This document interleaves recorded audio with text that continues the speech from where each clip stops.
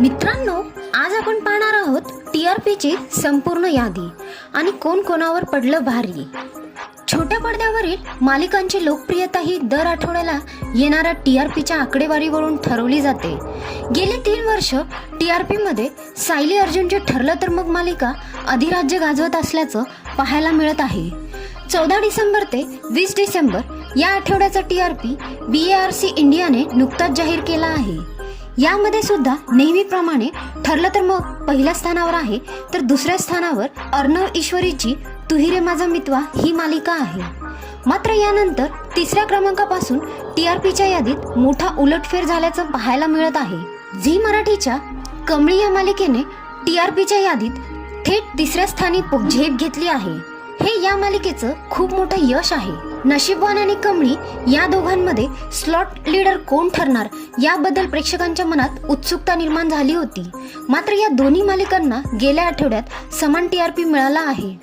यानंतर चौथ्या आणि 5व्या स्थानी अनुक्रमे घरोघरी मातीच्या चुली आणि लग्नानंतर होईलच प्रेम या मालिका आहेत. 16 डिसेंबरला लग्नानंतर होईलच प्रेम या मालिकेत पार्थ काव्याच्या जुन्या अफेअरचा खुलासा झाल्याचं पाहायला मिळालं होतं. या ट्रॅकमुळे मालिकेच्या टीआरपीत आधीच्या तुलनेत वाढ झाल्याच्या आकडेवारीवरून स्पष्ट होत आहे. 6व्या स्थानी आहे तारिणी. अनेक महिन्यांच्या प्रतीक्षेनंतर तारिणी अखेर स्लॉट लीडर मालिका ठरली आहे. 15 डिसेंबर पासून रात्री 9:30 वाजता स्टार प्रवाहावर वचन दिले तू मला ही नवी मालिका सुरू झाली. पण गेल्या आठवड्यात टीआरपीच्या शर्यतीत तारिणी अग्रेसर ठरली आहे. केदार व तारिणीच्या मिशन गृहप्रवेश ट्रॅकला प्रेक्षकांची पसंती मिळाली आहे. मित्रांनो, पाहूयात मराठी मालिकांचा टीआरपी.